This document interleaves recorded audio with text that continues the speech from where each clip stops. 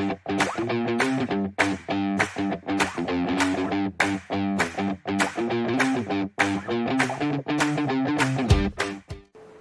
Friends, आज के इस सेशन में हम डिस्कस करने वाले हैं कि फिजिक्स के न्यूमेरिकल्स आखिर में बच्चों को टफ क्यों लगते हैं, कठिन क्यों लगते हैं।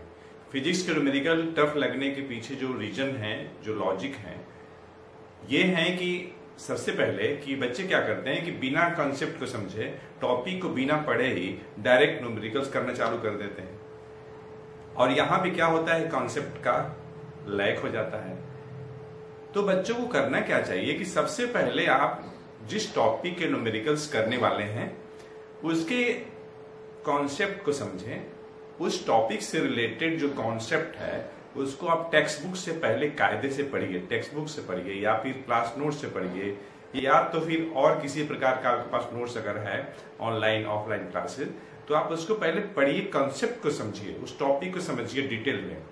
उसके बाद सेकेंड पॉइंट, बच्चे क्या करते हैं, उनको ये दिक्कत होती है कि न्यूमेरिकल्स में नोन क्या है और हमें कैलकुलेट क्या करना है।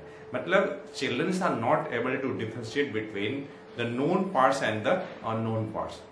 तो फिर क्वेश्चंस कैसे लगेगा। तीसरी जो मोस्ट इंपॉर्टेंट होती है, सिलेक्शन ऑफ फॉर्मूला, फॉर्मूला कौन सा लगाए। तो देखिए, पहले तो आप कंसेप्ट को अच्छे से पढ़िए, जिस टॉपिक का न्यूमेरिकल्स आपको लगाना है। उसके बाद पढ़ने के बाद तब आप जाके न्यूमेरिकल्स लगाइए। न्यूमेरिकल्स को ध्यान से पढ़िए और गिवन इंफॉर्मेशन को सिंबॉलिक फॉर्म में आप पहले लिखिए। उसके बाद क्या आपको कैलकुलेट करना है, अननोन क्वांटिटीज को भी आप क्वेश्चन मार्क लगाकर लिखिए। और इसके बाद आप फॉर्मूले का सिलेक्शन करिए। आपको अगर डाउट होता है तो जो भी फॉर्मूला उस टॉपिक से रिलेटेड है आप साइड में नोट कर लीजिए। उसके बाद देखिए कि हमारे पास गिवन क्या है और हमें निकालना क्या है, कौन कौन सा सिंबल हमको पता है, कौन किस किस सिंबल की वैल्यू हमको पता है और किस सिंबल की वैल्यू हमको कैलकुलेट करनी है।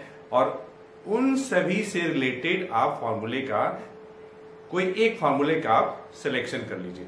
बहुत ही इजी तरीके से आप फिजिक्स के न्यूमेरिकल्स को कर सकते हैं।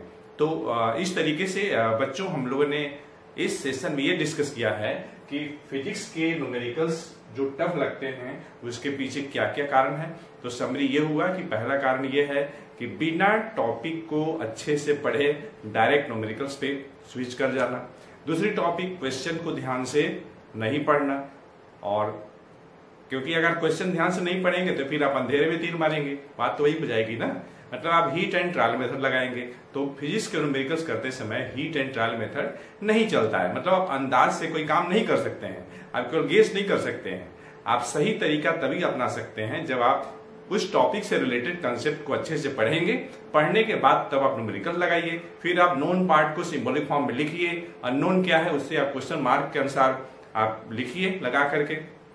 उसके बाद तीसरा जो पॉइंट है, ये सिलेक्शन ऑफ फॉर्मूला, फॉर्मूले का सिलेक्शन करना, कौन सा फॉर्मूला अप्लाई होगा। उसके लिए आप एक साइड में जितने भी फॉर्मूले हैं उस टॉपिक से रिलेटेड आप लिख लीजिए और जो नोन दिया है, अननोन दिया है, उस कनेक्टिंग फॉर्मूले को आप उसमें से सिलेक्ट कर लीजिए, जो भी आपके फॉर्मूले दिए गए होंगे। इस तरीके से आप इजी तरीके से। उसके बाद एक पॉइंट और भी है, सॉल्व करते समय मैथमेटिक्स के रूल को नहीं भूलना है।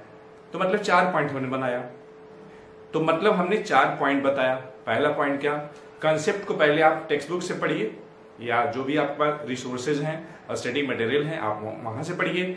सेकेंड पॉइंट, क्वेश्चन को आप ध्यान से पढ़िए, पढ़ करके नोन पार्ट अननोन पार्ट लिखिए। तीसरा जो पॉइंट है, आप फॉर्मूले का सिलेक्शन करिए। और उसके बाद जो फोर्थ पॉइंट है, आप सिंपल मैथमेटिक्स लगा करके बिना एरर के साथ, साइन का भी ध्यान रखिएगा, आप सिंप्लीफाई करिए और आप अननोन पार्ट कैलकुलेट कर सकते हैं। तो हमें उम्मीद है यह सेशन आपके लिए बेनिफिशियल हुआ होगा। जो भी हमने आपको टिप्स बताए हैं न्यूमेरिकल सॉल्व करने के लिए, आप उसको फॉलो करिए। आप चाहे किसी भी क्लास के बच्चे हों, आप निश्चित रूप से फिजिक्स के न्यूमेरिकल्स को आसानी से लगा सकते हैं। तो फ्रेंड्स, थैंक्स फॉर वॉचिंग। अगर आपको यह वीडियो लेक्चर अच्छा लगा हो तो अपने फ्रेंड सर्किल में अधिक से अधिक लोगों को इस वीडियो लेक्चर को शेयर करना नहीं भूलें। तो फ्रेंड्स, थैंक्स फॉर वॉचिंग।